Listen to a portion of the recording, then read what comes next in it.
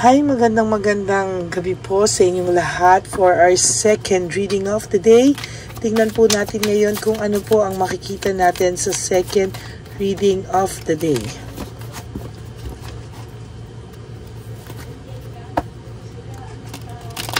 Ano po kaya ang makikita natin dito sa ating second reading of the day? I hope na panood nyo na po yung ating first reading of the day bago po kayo tumalon dito sa second reading of the day.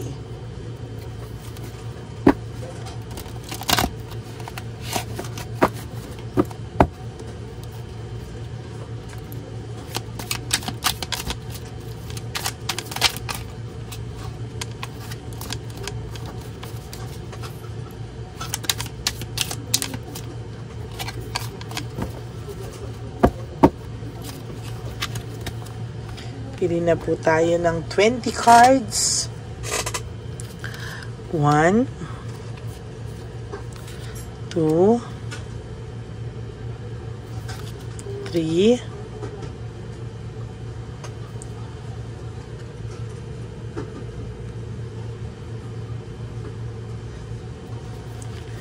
4, 5, 6, 7, 8, 9, and 10. Another 20 cards po, no?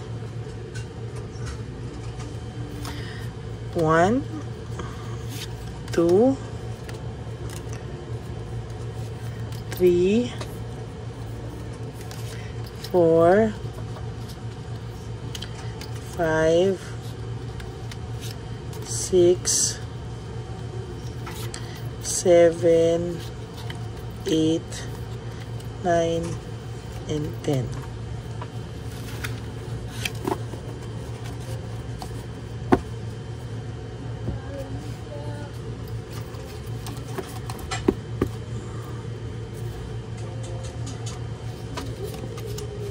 Naku! For Friday and for your first card, his Three of Swords, meaning this is heartbreak, suffering, grief, no? Ngayon po ay nakakaramdam din po siya ng matinding heartbreak,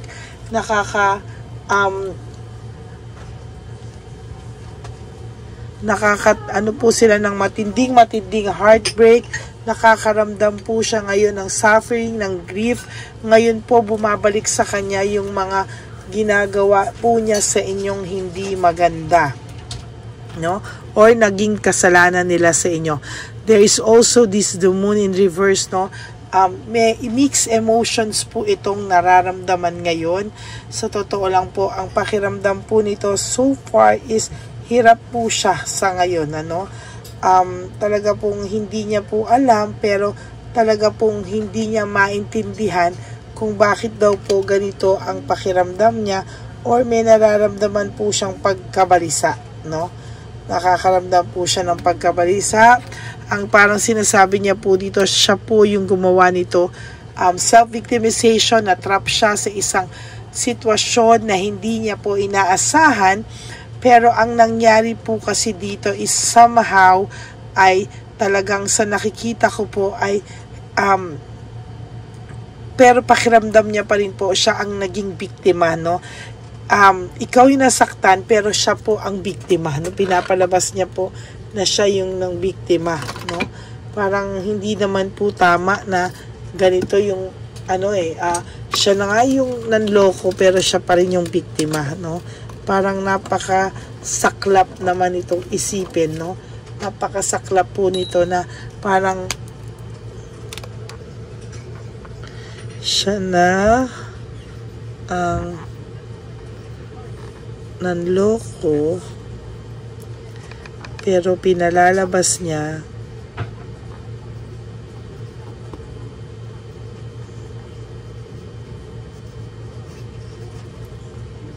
na siya pa din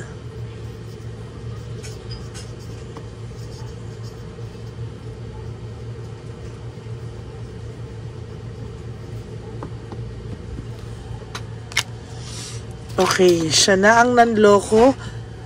Siya na ang loko, pero pinapalabas niya pa din na siya ang biktima, no? Very, very bad, no? Parang hindi po siya, wala siyang self-realization, or kung meron man siyang realization, ang pakiramdam ko po dito ay sobra-sobra po yung kanyang tingin sa sarili niya, na parang siya pa rin at ikaw pa rin po ang may kasalanan, no?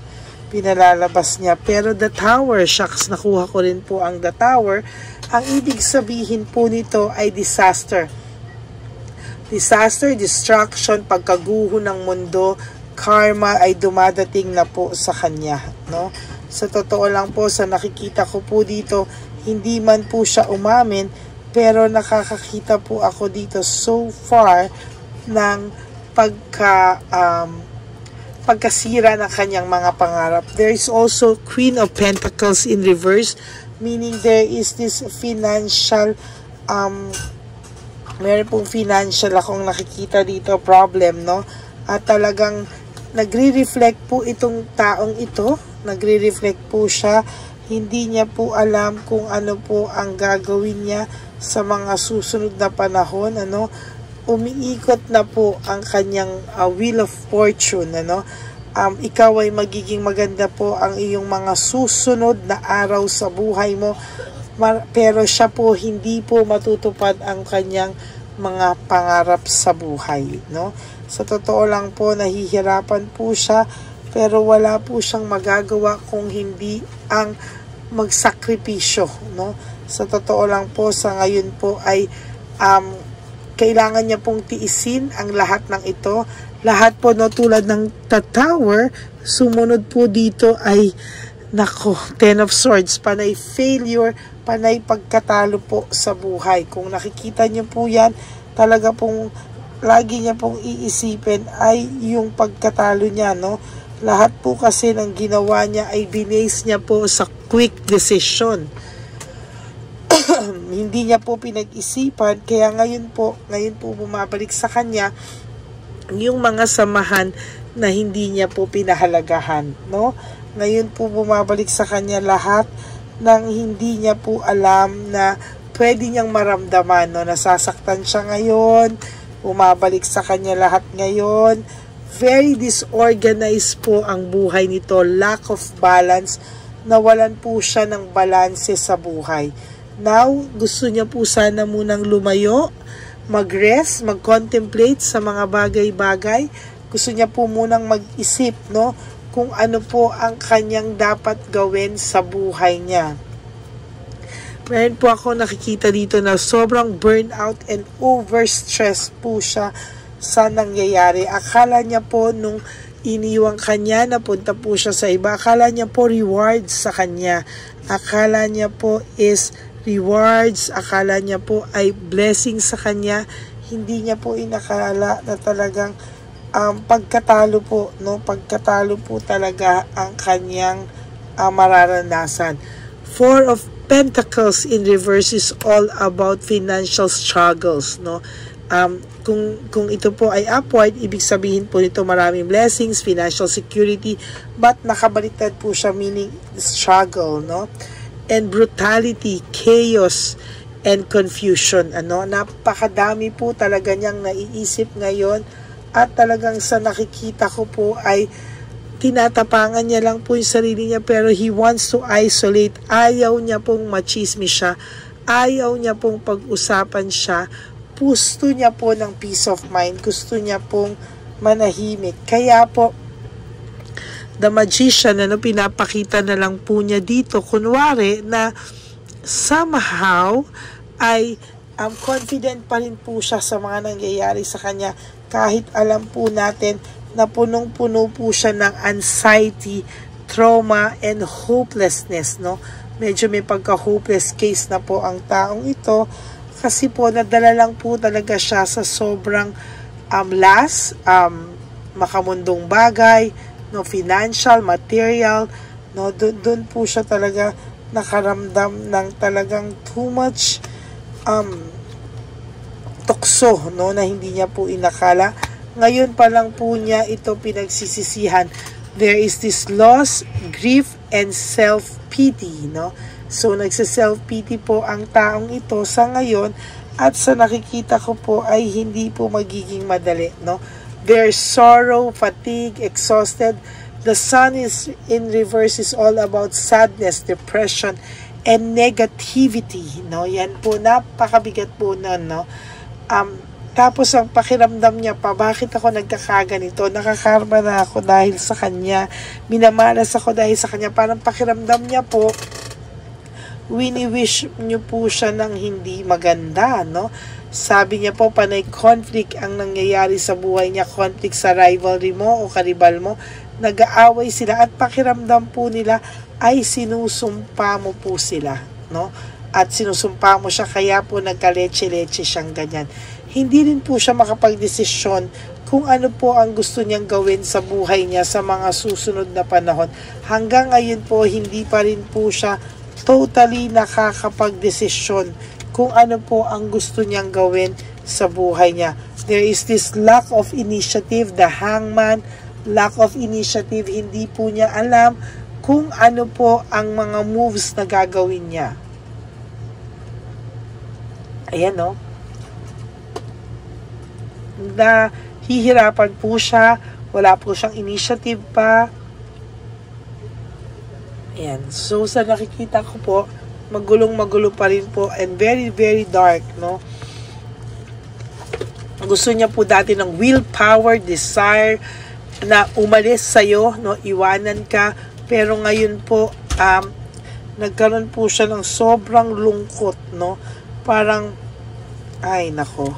No, dati is home celebration, ngayon broken family, shattered dreams, broken pride, no? Ay, nako. Ikaw daw po ay masyadong naging mapagbigay sa kanya, pero wala, sinayang niya po ang lahat ng yan, no? Gusto niya po ngayong mag-rest, gusto niya pong leave everything behind, gusto niya pong matapos lahat, pero wala po siyang magagawa hanggang sa mga susunod po na panahon ay magiging malungkot siya. Bakit? Kakaisip po ng sinayang niyang relationship, no? Pinipilit niya pong i-convince yung sarili mo, ayan, pinipilit niya po i-convince yung sarili niya na hindi ka na niya mahal, na gusto niya na lang umalis, gusto niya nang magbagong buhay, gusto na lang po niya na mag-isa siya, ayan, oh, there you go. Pero wala po talaga, no? Wala po siyang magawa sa ngayon. Ngayon po talaga ay sobra po siyang lungkot, no? Mahal ka pa po niya, no? The lovers. Mahal ka pa po ng taong to na mali lang po siya ng mga desisyon sa buhay at pinapanindigan na lang po niya na hindi ka na niya mahal sa'yo, no? Ayan, no? Broken family, shattered dreams, kasi nasira na rin naman niya kung ano ang meron kayo at mapapahiya po ito pag bumalik po ito ng tuluyan, ano? Kaya ang sinasabi ko po, kahit may pagmamahal siya sa'yo, disconnected po kayong dalawa or disconnected siya sa'yo. Bakit?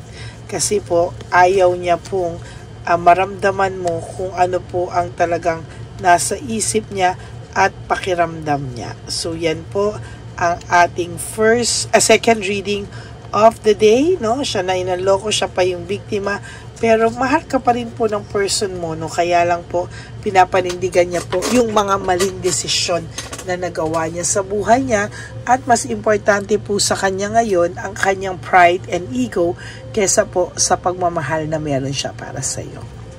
Okay? That's it for your second reading of the day. I do hope na naka-resonate po kayo, and if you do, can you please give me a like and comment down below para naman po makita nyo kung ano naman po ang ating kung ano po yung ating makita ko kung ano po ang inyong comments sa ating comment section. And for those of you who would like to have a private reading with me, you can message me po at Ladyly Elena, that's Ladyly Elena. Nasa dulo po yan ng ating video. Diyan nyo lang po ako makokontak. That's my only official and legit FB account. Ayan. No, sana po ay sundan nyo at follow nyo na po ako because I do random calls and text sa aking mga subscribers na loyal, no? At maraming salamat po sa inyong lahat. And for those of you who would like to give me a super thanks for this video, I would really be grateful for that and love that from the bottom of my heart. Marami rin pong salamat sa nagbibigay sa akin ng mga super thanks.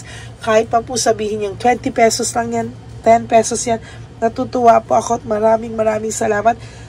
Dahil ilalagay po natin yan lahat sa One Love a Day for our Christmas edition for our street lolos and lolas, kaya maraming salamat po sa inyong lahat. And thank you also for not skipping ads. Tulong nyo na po yan sa ating channel. Maraming salamat po sa inyong lahat. Okay? God bless you all. And lagi ko pong sinasabi sa aking mga ever loyal sa aking mga Lady Elena friends, family, and subscribers. I love you all from the bottom of my heart. At tulong nyo na po yan sa ating channel, yung hindi nyo pag-i-skip ng ads, kaya alam kong mahal na mahal nyo din po ako. Thank you so much from the bottom of my heart, and I love you all, my dear Lady Elena friends, family, and subscribers. At ang lagi ko po sa inyong bilin ay live one day at a time. No? Huwag nyo pong i-focus talaga yung mga sarili nyo sa lahat ng sakit na sorry po, binigay sa inyo ng kahapon, ano?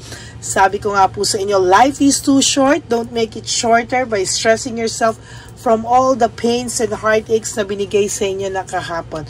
Just surrender everything to the divine universe and just let go and let God write your life and love story.